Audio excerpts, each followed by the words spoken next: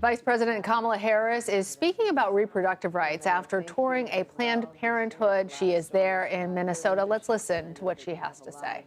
Support here in the city for the work that you have done. Thank you for that. So many of you have asked, why am I here at this facility in particular? And I will tell you, it is because right now in our country we are facing a very serious health crisis. And the crisis is affecting many, many people in our country, most of whom are, frankly, silently suffering. After the United States Supreme Court took a constitutional right that had been recognized from the people of America, from the women of America, in states around our country, extremists have proposed and passed laws that have denied women access to reproductive health care. And the stories abound. I have heard stories of, and have met with women who had miscarriages in toilets, women who were being denied emergency care because the healthcare providers there at an emergency room were afraid that because of the laws in their state that they could be criminalized, sent to prison for providing health care. So I'm here at this health care clinic to uplift the work that is happening in Minnesota as an example of what true leadership looks like, which is to understand it is only right and fair that people have access to the health care they need, and that they have access to health care in an environment where they are treated with dignity and respect. And please do understand that when we talk about a clinic such as this, it is absolutely about health care and reproductive health care. So everyone get ready for the language. Uterus. That part of the body needs a lot of medical care from time to time. Issues like fibroids. We can handle this. Breast cancer screenings. Contraceptive care. That is the kind of work that happens here, in addition, of course, to abortion care. So to have laws in states that have caused clinics like this to shut down so that women have no access within any reasonable distance of where they live to get this vital care that is necessary to address their health needs and concerns. So again, I say thank you to the governor, the congresswoman, the mayor, and the doctor, and all those who work here, and the staff. This work includes having people here who go out and talk to young people, our young people in high schools. And sadly, in so many places around our country, sex ed is a thing of the past, which leaves our young people to learn about their bodies and reproductive systems on social media, often with a profound amount of misinformation which leaves them confused about what is happening to their own bodies.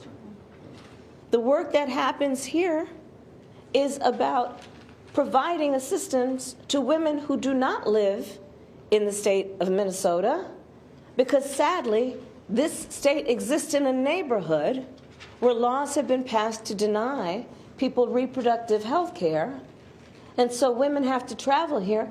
You know, the majority of women who receive an abortion are mothers. God help her that she's got affordable child care. If she is working, God help her, she's got paid family leave. So she can figure out how is she going to get to the place that will provide her the care she needs. Well, the work that happens in a clinic like this includes answering those questions for someone who might be in great distress, letting her know what is available to her in terms of transportation, in terms of housing or hotel, what is available to her in terms of assistance for her child care needs. So I'll close with this. In this environment, these attacks against an individual's right to make decisions about their own body are outrageous and in many instances just plain old immoral. How dare these elected leaders believe they are in a better position to tell women what they need, to tell women what is in their best interest. We have to be a nation that trusts women. And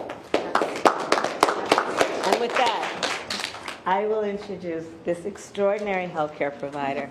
And doctor, please. Thank you. Thank you so much. I have to use my notes, folks. I'm not used to doing this. So, good afternoon, everyone. Good afternoon. I'm Sarah A significant moment we've all just witnessed. I believe this is one of the first times we've seen a sitting vice president visiting a reproductive clinic. You saw Kamala Harris there make a point on reproductive rights. She discussed what she says is a crisis in this country with people suffering after the Supreme Court, of course, struck down Roe versus Wade.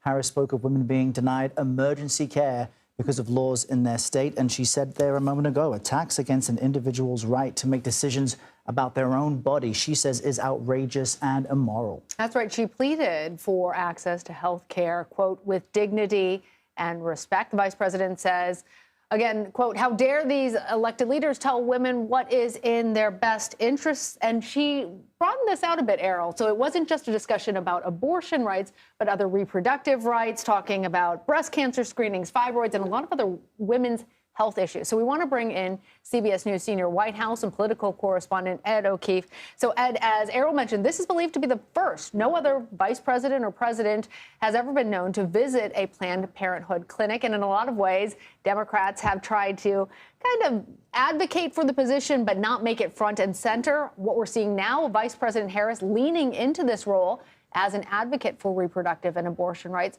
How important is this in the upcoming election, Ed? Oh, it's a huge issue for Democrats. It's expected to be a big issue for many voters across the country. As you said, it's believed to be the first time a president or vice president has ever visited this kind of facility before. Her office was going to great lengths to point out, and she did as well, that it's not just somewhere where abortion services are provided, but also other women's health issues, whether it's regarding thyroid cancer, breast cancer screenings, contraceptive care.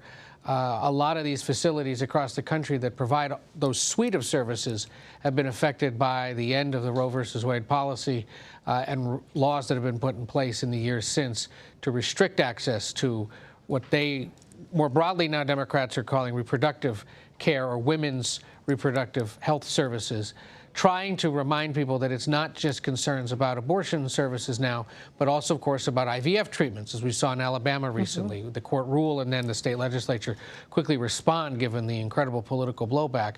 But Democrats want to make the point early and often that it has started to happen, it will continue to happen if Republican attempts to do so are not checked. This is a part of an ongoing tour that the vice president's been on across the country, what her office calls the Fight for Reproductive Freedoms tour, that has taken her to college campuses, to other cities to talk to families that have been affected. Mothers, as she said, are those that sometimes have abortions more frequently, and other groups. But in this case, she wanted to meet with medical providers and their staffs who are trying or are now facing legal issues when trying to provide these services across the country to women, sort of a nod to the work that they've done and are trying to continue to do in the midst of these legal fights.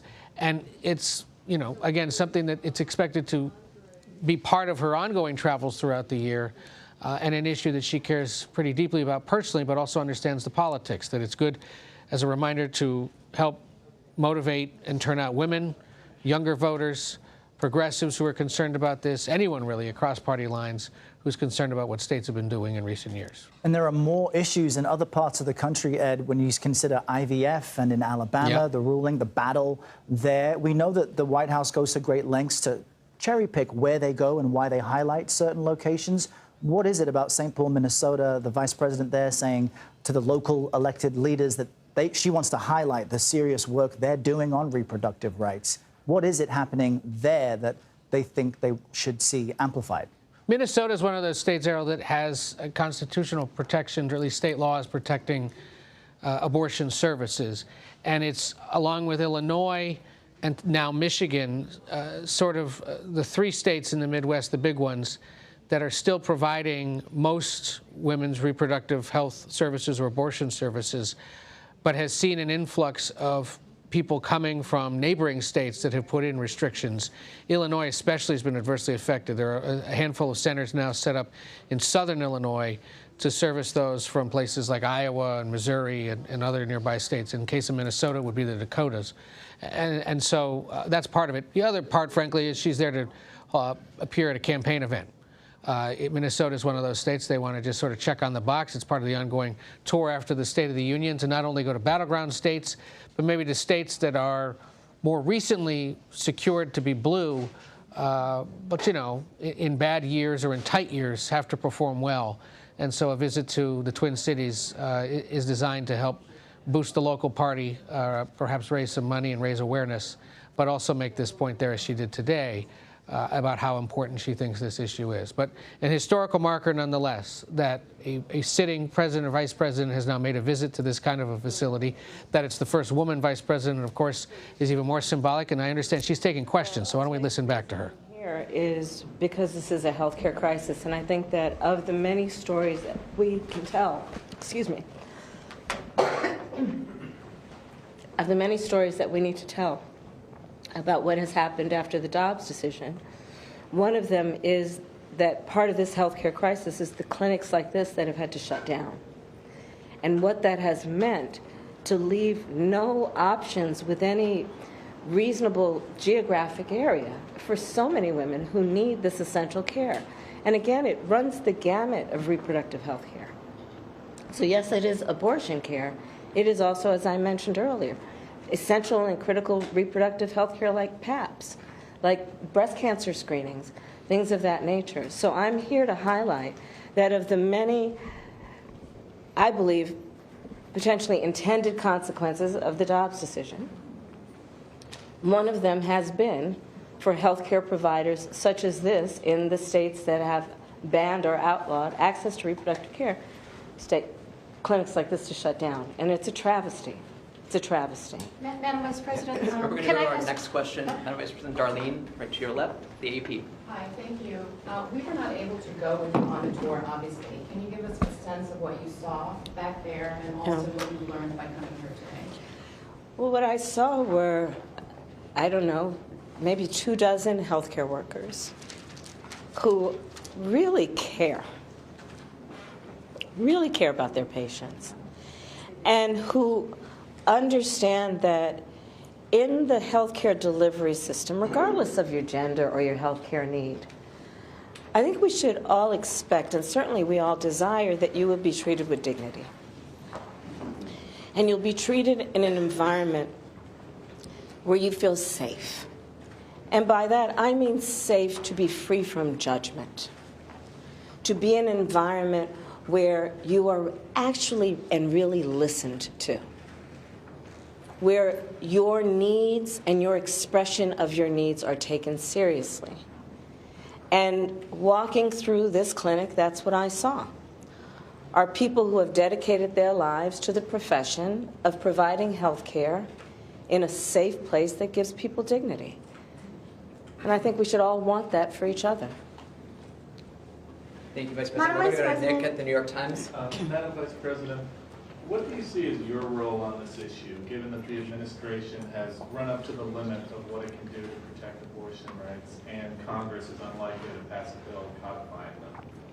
Well, Congress will pass that bill when we win back the House. Yes. And so I am sure of that. And I think that one of the points that must be made on this issue as we attempt to uplift the real stories and the real consequences of the Dobbs decision is to remind people elections matter. Elections matter. What happened here in Minnesota with the re-election of the governor and the turning of the state legislature is what has led to ensuring that these fundamental rights are intact and are protected. Elections matter. And let me be very clear about this. When it comes to national elections and who sits in the United States Congress on this, there's a fundamental point on this issue that I think most people agree with, which is that one does not have to abandon their faith or deeply held beliefs to agree the government should not be telling women what to do with their body. That's right. If she chooses, she will consult with her priest, her pastor, her rabbi, her imam. But it's not for the government to tell her what she can and cannot do with her own body. And so what do you see as your role on this issue? My role is to do what I just did, which is to articulate exactly these points and to continue to articulate them and to organize folks around what I know is an issue that is impacting more people than you'll ever really know, who, as I said earlier, are silently suffering. And so we who have the ability to have a bouquet of microphones in front of us, as I do, I take on then the responsibility of uplifting these stories and reminding people with some belief, by the way, when I do it, that the vast majority of Americans do have empathy, and that even if they don't agree that this would be the best decision for them, would agree that other people should not be suffering the way they are. Thank you, Vice President. We have one more question right here from Patricia at Bloomberg. Yes. All right, we'll pull away at this moment, but we wanted to get you some of those questions and answers between the Vice President and reporters gathered there at this reproductive rights clinic, all part of the Vice President's Fight for Reproductive Rights tour. As she says right there, she's highlighting the importance. I think we want to listen to the answer to this question as well. To codify, put into law the protections of Roe v. Wade. That's what we want. Thank you, Vice President. Thank you so much. Thank you, everybody. Thank you. We still have Ed O'Keefe with us. Errol and I have been watching this alongside you, Ed. So we were just speaking before she started taking questions about the role that Vice President Kamala Harris has taken on as really the voice on what Democrats see is a winning issue for them: reproductive rights to abortion access, women's health care. But I'm also reminded, Ed, that one of the other major policy issues in the vice president's portfolio was supposed to be the southern border.